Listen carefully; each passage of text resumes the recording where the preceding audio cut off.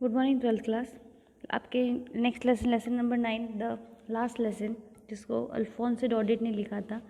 आपके lesson number 8 जो है द गिफ्ट ऑफ मेजाई वो सिलेबस से हटा दिया गया है, इसलिए हम उसको नहीं पढ़ेंगे। अब इसका आगे 9th lesson the last lesson start करेंगे। About the writer, Alphonse Daudet was a French novelist and short story writer and has more than 3 dozen work of literature to his credit.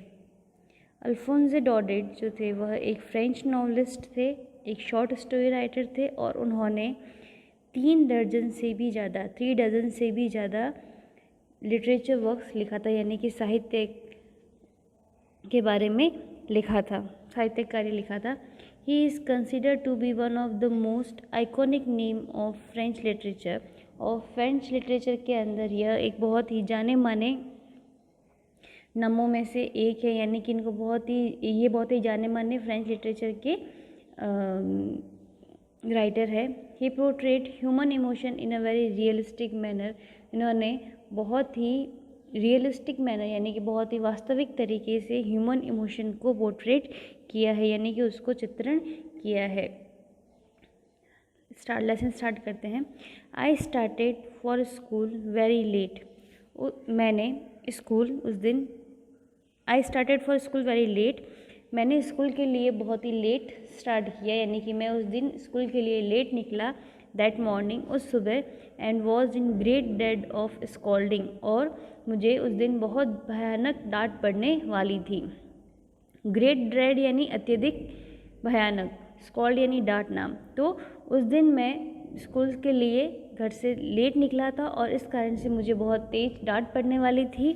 Specially because mister हैमल had said that he would question us on participle. और specially इसलिए क्योंकि जो M हैमल थे, जो मेरे teacher थे, M हैमल एक जो टीचर है उनके बारे में बताया हुआ है, उन्होंने उस दिन कहा था कि वह हमसे पार्टिसिपल्स के बारे में क्वेश्चंस पूछने वाले हैं।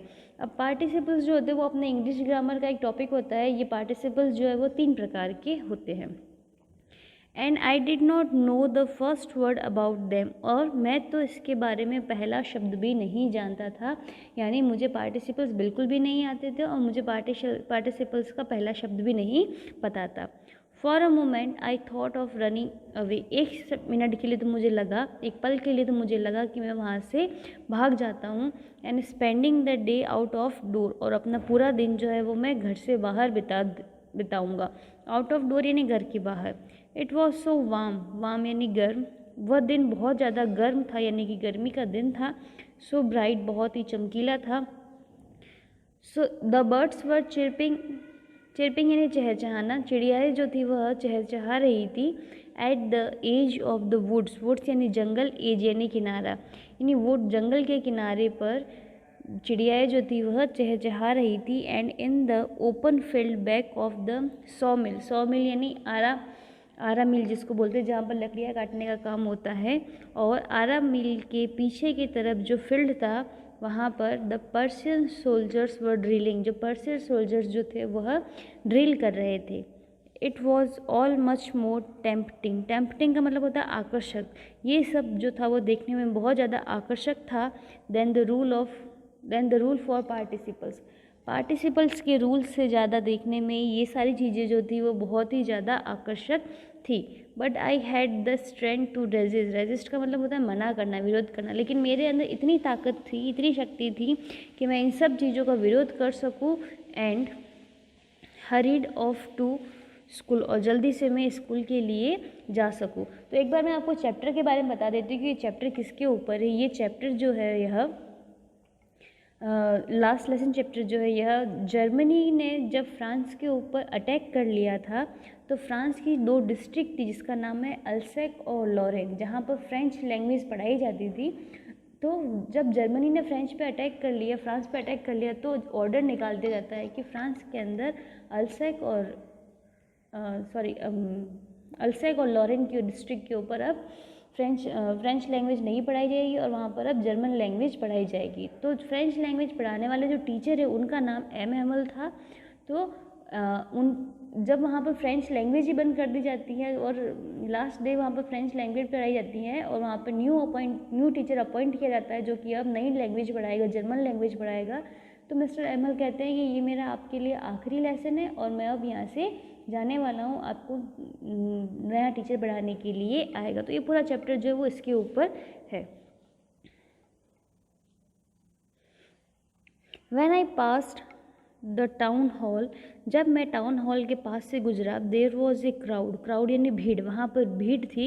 In front of the bulletin board, bulletin board का मतलब होता है नोटिस बोर्ड, सूचना पट, फ्रंट इन फ्रंट ऑफ के सामने, तो वहाँ बुलेटिन बोर्ड यानी नोटिस बोर्ड के सामने बहुत ज़्यादा भीड़ थी। For the last 2 years all our bad news had come from there, और पिछले 2 सालों से हमारी जितनी भी बुरी खबर हमको मिल रही थी वो सब इसी बुलेटिन बोर्ड से आ रही थी। द लॉस्ट बैटल, युद्ध में हार जाना। द ड्राफ्ट का मतलब होता है सेना में सिपाहियों की भर्ती को द ड्राफ्ट कहा जाता है। The order of commanding officer, सेनाधिकारियों के जो आदेश थे, ये सभी चीज़ें जो है वो हमें इस बुलेटिन बोर्ड से ही पता चल रही थी। And I thought to myself, और मैंने अपने आप ही सोचा, मन ही मन सोचा, विदाउट स्टॉपिंग, बिना वहाँ पर रुके हुए, what can be the matter now, अब क्या बात हो सकती है। Then as I hurried by as fast as I could go, और उसके बाद में जितना जल्दी मैं वहाँ से जा सकता था मैं वहाँ से चलने लगा। द ब्लैक स्मिथ यानी लोहार, जिसका नाम क्या था, वॉक्टर, ब्लैक स्मिथ का नाम दिया हुआ है Wachter, who was there with his apprentice यानी प्रशिक्षु जिसको बोलते हैं शिष्य। तो वहाँ पर एक ब्लैक स्मिथ होता है, एक लोहार होता है जिसका नाम वॉक्टर होता है, जो कि अपने शिष्य के साथ में, अपने प्रशिक्षु के साथ में रीडिंग द बुलेटिन, वो उस न्यूज़ को पढ़ रहा था। कॉल्ड आफ्टर मी, मुझे पीछे से बुलाता है। डोंट गो सो फास्ट बप, लड़के इतने तेज मत जाओ। You will get to your school in plenty of time, कि तुम्हारे पास में अभी बहुत समय है, तुम समय पर स्कूल पहुंच जाओगे। तो वो मुझे मना करते हैं कि इतने तेज़ मत जाओ क्योंकि तुम्हारे पास में अभी काफ़ी समय है और तुम समय रहते स्कूल पर पहुंच जाओगे। I thought he was making fun of me, मैंने सोचा कि शायद वो मेरा मजाक उड़ा रहा था। And reached M Hamel's little garden all out of breath का मतलब होता है हाफते हुए, और उसके बाद में मैं मिस्टर हेमल के छोटे से बगीचे से होते हुए हाफते हुए वहाँ पहुँच जाता हूँ। Usually when school began there was a great bustle का मतलब होता है हलचल, शोर शराबा। हमेशा जब स्कूल स्टार्ट होती है, जब स्कूल शुरू होती है, तब वहाँ पर बहुत शोर शराबा होता है। Which could be heard out in the street, जो कि बाहर गली में सुना जा सकता था। यानी कि जब स्कूल लगती है तो बच्चों की आवाज़ें आती हैं, तो यही कह रहा है कि हमेशा जब स्कूल लगती थी तो हमें बच्चों को बहुत ज़्यादा शोर होता था जो बाहर गलियों में सुनाई देता था। The opening and closing of desk, यानी कि डेस्क के खुलने और बंद होने की आवाज़ सुनाई देती थी। लेसन रिपीटेड इन यूनिसन का मतलब होता है एक स्वर में, और जो बच्चे एक स्वर के अंदर लेसन रिपीट करते थे उसकी आवाज़ भी बाहर सुनाई देती थी। वेरी लाउड, बहुत तेज़। With our hands over our ear to understand better, और हमारे जो हाथ होते थे वो हमारे कान के ऊपर होते थे ताकि हम उसको बहुत ही अच्छे से सुन सके, समझ सके। And the teacher great ruler का मतलब होता है डंडा। रैपिंग यानी खटखटाना ऑन द टेबल, और टीचर का जो रूलर था, टीचर का जो डंडा था वह टेबल के ऊपर जब पढ़ता था तो उसकी जो आवाज़ होती थी वह भी बाहर तक सुनी जाती थी। But now it was all so still, लेकिन आज सब कुछ बहुत शांत था। I had counted on the commotion का मतलब होता है हलचल, शोर शराबा। काउंटेड ऑन यानी भरोसा करना। To get to my desk without being seen, और मैंने तो इसी शोर शराबे के ऊपर भरोसा किया था। मैंने तो यही सोचा था कि स्कूल के अंदर शोर शराबा हो रहा होगा तो मैं चुपके से बिना किसी के देखे हुए अपने डेस्क के ऊपर जाकर बैठ जाऊंगा। बट ऑफ कोर्स, लेकिन स्पष्ट रूप से, that day everything had to be as quiet as Sunday morning, लेकिन उस दिन, उस सुबह सब कुछ संडे की मॉर्निंग की तरह शांत था। लेकिन जैसे कि संडे को छुट्टी होती है तो छुट्टी के दिन जो है वो स्कूल नहीं लगती, बच्चे नहीं आते हैं, तो एकदम शांत रहता है। तो उस दिन भी संडे की तरह बिल्कुल शांति थी। Through the window I saw my classmates, window के द्वारा मैंने अपने क्लासमेट्स को देखा जो कि ऑलरेडी वहाँ पर बैठे हुए थे अपनी जगह पर, ऑलरेडी इन देयर प्लेसेस, जो कि पहले से ही अपने सीट पर बैठे हुए थे। एंड एम हैमल वॉकिंग, और मिस्टर हैमल जो है वह एम हैमल जो है वो वहाँ पर चल रहे थे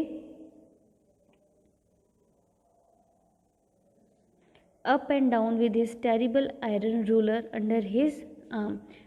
आयरन रूलर यानी लोहे का डंडा, और वह आगे पीछे जो है वो घूम रहे थे, और उनकी जो आर्म थी, उनकी जो भुजाएं थी, बाहें जो थी, उसके नीचे उन्होंने एक लोहे का भयानक सा डंडा ले रखा था। I had to open the door and go before everyone. मैंने दरवाज़ा खोला और मैं सबके सामने से होता हुआ उस क्लास के अंदर गया। You can imagine how I blushed. Blushed का मतलब होता है शर्म से लाल होना। आप इमेजिन कर सकते हो, आप कल्पना कर सकते हो कि मैं कितना वहाँ पर शर्म से लाल हो रहा था। And how frighten I was, और मैं वहाँ पर कितना डरा हुआ था। बट नथिंग हैपन, लेकिन उस दिन कुछ भी नहीं हुआ। M Hamel saw me and said very kindly.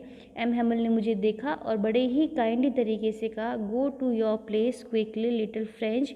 कि लिटिल फ्रेंच जिसके बारे में हम बात कर रहे हैं, कि जो लड़का यहाँ पे जिस लड़के के बारे में हम अभी तक पढ़ रहे हैं उसका नाम फ्रेंच है, कि लिटिल फ्रेंच जल्दी से अपनी जगह पर जाकर बैठो। We were beginning without you, हम तुम्हारे बिना ही शुरू करने वाले थे। I jumped over the bench and sat down at my desk. मैं जल्दी से उस बेंच के ऊपर से कूद जाता हूँ और अपनी जगह पर जाकर बैठ जाता हूँ। Not till then when I had got a little over my fright did I see that our teacher had on his beautiful green coat. जब तक कि मैं अपने डर से पूर्ण रूप से ऊपर नहीं आ गया, उसके बाद में मैंने देखा कि हमारे जो टीचर थे यानी एम हैमल थे, उन्होंने बहुत ही सुंदर सा ग्रीन कलर का कोट पहन रखा था। हिज फ्रिल्ड शर्ट, फ्रिल्ड का मतलब होता है जालीदार, और उन्होंने बहुत जालीदार सा शर्ट पहना हुआ था। And little black silk cap, उन्होंने छोटी सी एक सिल्क की कैप लगा रखी थी। ऑल एम्ब्रॉयड्रेड, सबके ऊपर कढ़ाई कर रखी थी, कसीदाकारी कर रखी थी। That he never wore except on inspection and prize day, जिसको वह सिर्फ इंस्पेक्शन के दिन या फिर जब प्राइज डे होता था उसी दिन वह पहनते थे। Beside the whole school seemed so strange, और इसके अलावा जो पूरी स्कूल थी वो बहुत ही ज़्यादा अजीब लग रही थी। एंड सोलम, और बहुत ही शांत लग रही थी, बहुत एकांत लग रही थी। But the thing that surprised me most was to see, लेकिन जिस चीज़ ने मुझे सबसे ज़्यादा सरप्राइज़ किया, सबसे ज़्यादा आश्चर्यचकित किया, to see on the back benches, जो हमारे पीछे की बेंचेस थी, दैट वर ऑलवेज एम्प्टी, जो कि हमेशा खाली रहती थी। The village people sitting quietly like our self, वहाँ पर गांव के लोग जो है वो हमारी तरह ही बिल्कुल शांत बैठे थे। ओल्ड हॉसर, उनके अंदर से एक बूढ़ा हॉसर था, विद हिज 3 कॉर्नर हैट, जिसने अपनी एक 3 कॉर्नर वाली हैट लगा रखी थी। द फॉर्मर मेयर थे। The former postman and several other beside, ये और उनके अलावा बहुत सारे दूसरे लोग भी थे। तो ये सभी लोग जो थे, जैसे old Hauser, mayor, post master और दूसरे जो अदर विलेजेस थे, वो सब हमारी क्लास के अंदर पीछे की बेंच के ऊपर बड़े ही शांत बैठे थे। और ये देख करके मुझे जो है वो थोड़ा सा आश्चर्य हुआ। एवरीबडी लुक्ड सैड, सभी लोग जो थे वो वहाँ पे बहुत दुखी लग रहे थे। And Hauser had brought an old primer, primer का मतलब होता है पहली पुरानी सी किताब जिसके अंदर क ख ग वगैरह लिखा हुआ होता है। तो जो ओल्ड हॉसर थे उन्होंने एक पुरानी सी बुक लेकर आए थे। Thumbed at the edges, thumbed का मतलब होता है काली पड़ना, जो बुक जो थी वह अपने किनारों के ऊपर से अंगूठे लगने के कारण काली पड़ी हुई थी। And he held it open on his knees with his great spectacles line across the pages, और उन्होंने उस बुक को अपने घुटनों के ऊपर रखी हुई थी, और जो उनकी चश्मे थे वह उस किताब के पेज के ऊपर पढ़ रहे थे। वो मतलब अपने चश्मों के द्वारा उस किताब के पेजेस को देख रहे थे। While I was wondering about it, जब मैं इन सब के बारे में सोच ही रहा था, M Hamel mounted his chair, mounted का मतलब होता है चढ़ना। एम हैमल जो थे वो अपनी चेयर पर चढ़े। And in the same grave, grave यानी गंभीर, एंड जेंटल यानी कोमल, tone which he had used to me, और उसी गंभीर और कोमल आवाज़ के अंदर जिस आवाज़ में उन्होंने मुझसे बात की थी, सैड कहा, माई चिल्ड्रन, मेरे बच्चों, this is the last lesson, ये मेरा अंतिम लेसन है, आई शेल गिव यू, जो मैं आपको देने वाला हूँ। The order has come from Berlin, Berlin से आदेश आए हैं to teach only German in the schools of Alsace and Lorraine. अभी हमने बात की थी 2 डिस्ट्रिक्ट के बारे में, अल्सैक और लॉरेन। तो मिस्टर हैमल क्या कहते हैं, एम हैमल क्या कहते हैं कि बर्लिन से आदेश आए हैं कि अल्सैक और लॉरेन की स्कूलों के अंदर अब सिर्फ जर्मन लैंग्वेज ही पढ़ाई जाएगी। The new master comes tomorrow, नया टीचर जो है वह कल आएगा। This is your last French lesson, यह आपका अंतिम फ्रेंच लेसन है। I want you to be very attentive, attentive का मतलब होता है सावधान, ध्यान से, और मैं चाहता हूँ कि आप इस लेसन को बड़े ही ध्यान से सुने। तो अभी तक हमने ये पढ़ा कि जो मेन 2 कैरेक्टर होते हैं इसके अंदर, एम हैमल और फ्रेंच। फ्रेंच जो होता है वो स्टूडेंट होता है एम हैमल का, और एम हैमल जो होते हैं वह फ्रेंच लैंग्वेज के टीचर होते हैं। लेकिन क्योंकि जर्मनी ने फ्रेंच पे अटैक कर लिया था, तो वहाँ की 2 स्कूलों के अंदर फ्रेंच लैंग्वेज हटाने का ऑर्डर आ जाता है, और वहाँ पर ऐसे बर्लिन ऑर्डर देता है कि अब वहाँ पर सिर्फ जर्मन लैंग्वेज जो है वो पढ़ाई जाएगी। इसलिए मिस्टर हैमल का वहाँ से ट्रांसफ़र कर दिया जाता है और उनकी जगह पर एक नया टीचर अपॉइंट किया जाता है। इसके आगे का हम कल पढ़ेंगे।